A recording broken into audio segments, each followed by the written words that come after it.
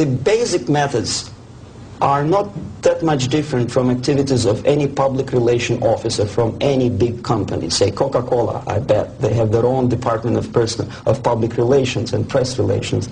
But the ultimate goal, the ultimate purpose is different. If Coca-Cola wants to make profit and to sell more Coca-Cola to nations of the world, the Soviet Union, the ultimate purpose of the Soviet system is not to sell anything, least of all ideology, is to destroy the civilization on which the affluence and freedom based, and replace it with a system of total control over life of human beings, the system of total exploitation. That's the ultimate purpose. My specific measures, which I was forced to do, unwillingly of course, but I had to do them just to promote myself further and further, is bribery, corruption, befriending politicians, members of parliament, influential scholars, members of civil service, businessmen.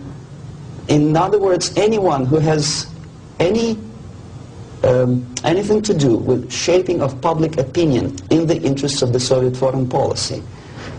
That would include a long process which sometimes is unnoticeable to an average person. It's a long-term process which is called ideological subversion. It's unnoticeable as movement of a small hand of a clock. You know it's going around, but even if you watch it intensely, you don't see the movement. The eventual result is befriending these people and trying to get them involved in the activity in the interests of the Soviet foreign policy. The immediate impulse when I learned that the Soviet Embassy, Department of Research and Counter-Propaganda, of which I was a deputy chief, is engaged neither in research nor in counter-propaganda. It is a department which is compiling information of private nature on individuals divided in two groups, good boys and bad boys. The sympathetic people were promoted in media and in public life. The people who were opposed to the Soviet foreign policy were blackwashed, blackmailed, and destroyed, first morally and sometimes physically too. Understanding of what I was doing came to me when I looked through a press release of United States Information Service describing an incident in a South Vietnamese city of Hue, captured by communists from Hanoi for 48 hours. Then it was recaptured by United States and South Vietnamese armies, and to their horror they discovered that within 2 nights the communists could manage to round up more than 15,000 people and execute them.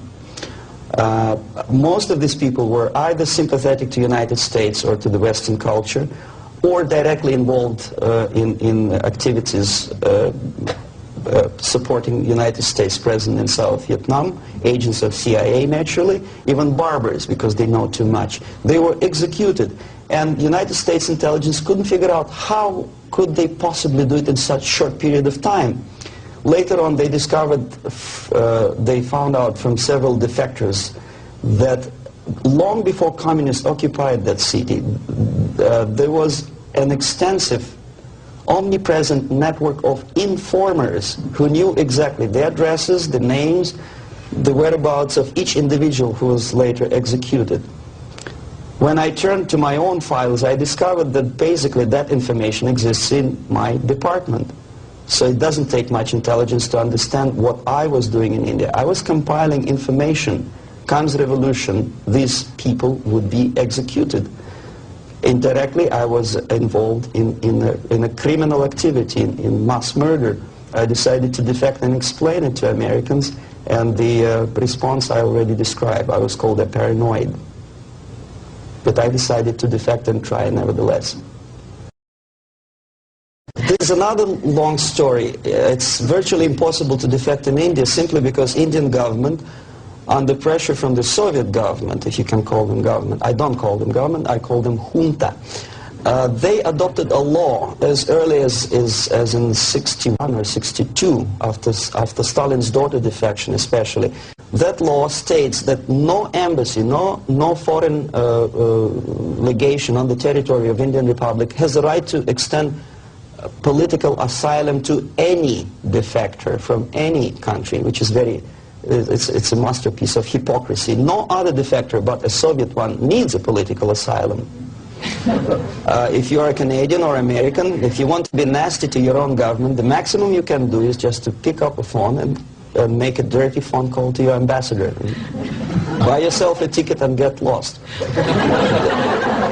What happens to a Soviet defector under that law? If I knock a door of United States Embassy, by that law, the American diplomats have to turn me back to the Indian police, and Indian police takes me back directly back to the Soviet embassy, and that's the end of my defection.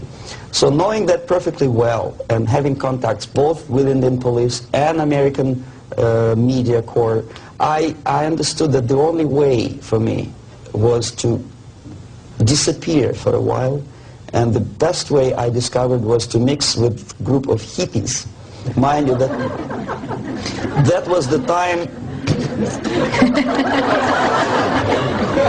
I was 13 years younger, so I looked slightly different, of course.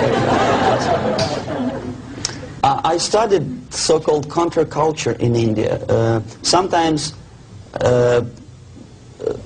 good, sincere young people who wanted to study Oriental mysticism and culture and religion, but most of them were simply easygoing individuals who were delighted with exotic life and the easiness with which they can purchase hashish and other drugs in India. And sometimes they traveled Indian subcontinent without any identification papers. So the best way to escape detection was to mix with the group of hippies and travel in India until the campaign in the media and in the police search will subside. All the newspapers in India carried my picture and announcement of the police that anyone coming forward with information about my whereabouts would receive 5,000 or 2,000 rupees. Knowing that perfectly well, I just walked India barefoot with beads and blue jeans, smoking hash and enjoying life. Until I found sympathetic journalists who smuggled me from India to Greece. Mind you, that was a military dictatorship at that time. Then only I approached American CIA, and they helped me to land in Canada as a legit, ordinary immigrant. So now I'm a Canadian citizen, as you can see from my patriotic tie. Canada is a kind of middle of the road country where there are so many various ethnic groups that another strange character who speaks both Russian and English and two Oriental languages, I didn't have any problem fitting into academic circles, and first being just a student at the University of Toronto and later a producer with the Canadian Broadcasting Corporation.